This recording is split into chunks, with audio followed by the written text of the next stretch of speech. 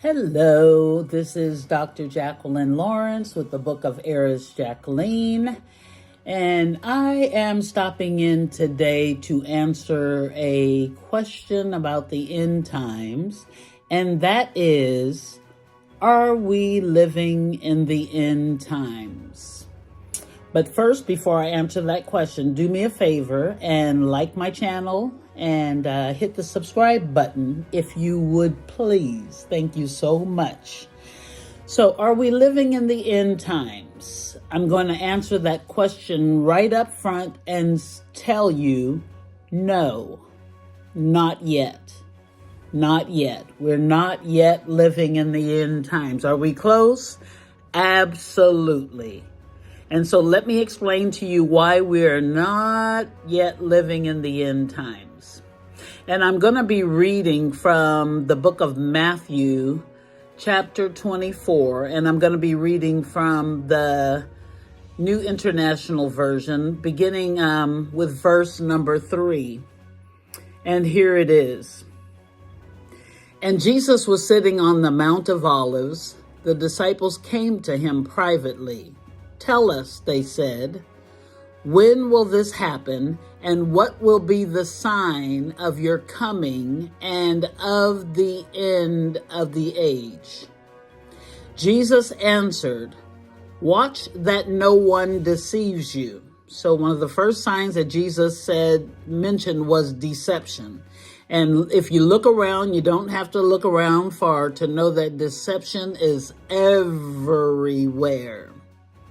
For many will come in my name, claiming I am the Messiah, and will deceive many. You will hear of wars and rumors of wars. We've been hearing that for many years, throughout history, as a matter of fact. But see to it that you are not alarmed. Such things must happen, but the end is still to come. So, not yet. Even with the wars. Now listen, we're going to go on to verse number 7. Nation will rise against nation and kingdom against kingdom. I did some research on the word nation, and that means ethnos, which comes from the word ethnicities. And yes, it seems like everything is black and white.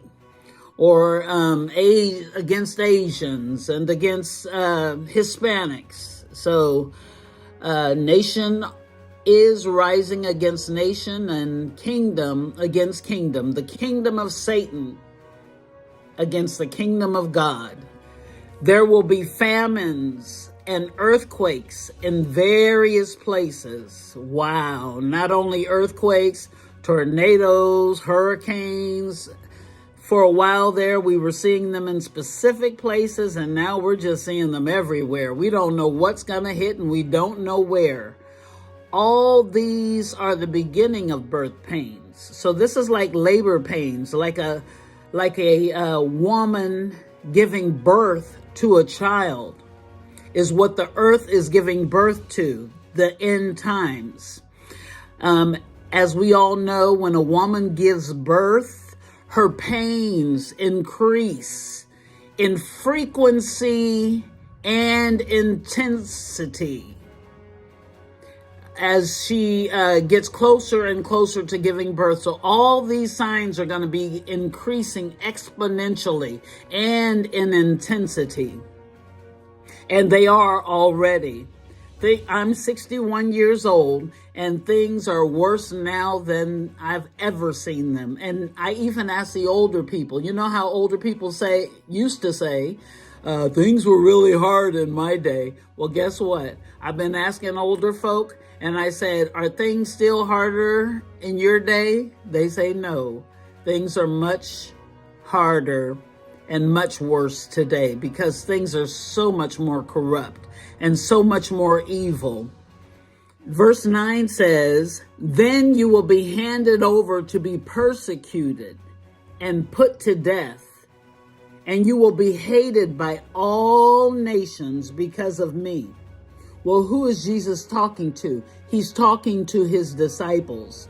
So if you are a disciple of Jesus, he's talking to you. and he's talking to me. And we're going to be hated. Christians are going to be hated all over the world and even put to death. And this is happening in some places already. And we who live in the United States, we may think that we're exempt, but no, we're not exempt. You see them coming against us, and they're going to absolutely hate us more and more. At that time, when they start hating us more and more and start putting so many of us to death, many will turn away from the faith and will betray and hate each other. So for some people, the fire is too hot, and it's too hot to contain their Christianity, their so-called love for God. And they say, I'm getting out of this fire. So some will denounce their faith because of all the hatred. Verse 11, and many false prophets will appear and deceive, there's that word deception again, deceive, and will deceive many. Verse 12, because of the increase of wickedness, the love of most will grow cold. The love of most. It already says that they're going to start hating each other. And so we're not going to see very much love in the land. That's going to be rare to see love. It seems to me that we're already getting there, but it's really going to be rare to be able to find love because most people won't love. 13, but the one who stands firm to the end will be saved. Verse 14, and this gospel of the kingdom will be preached in the whole world as a testimony to all nations. And then the end will come. And then the end will come. And then the end will come. So I've done some research on how far in advance the gospel has been preached all over the world, and say that there's 8 billion people on the earth right now, or close to it. Well, most researchers say that the gospel has been preached to about 4 billion people. That means we're about halfway. But remember, birth pains are going to increase in frequency and intensity. So just like we have the internet, satellites, televisions, media is coming faster and faster. It's not like in the old days where people rode around on buggies and to spread the news. We have airplanes now, and we have technology, and technology is advancing more and more every day. So are we in the end times yet? Not quite, but they are coming exponentially faster than they've ever come before. But when they do come, we're going to be headed for times that have been worse than there's ever been in the history of mankind. Because verse 15 says, so, in other words, okay, so we've hit the end time. So, when you see standing in the holy place, the abomination that causes desolation, spoken of through the prophet Daniel, let the reader understand. There's nowhere else in the Bible where it says, let the reader understand. So this is something so profound. Then let those who are in Judea flee. And King James Version says, into the mountains.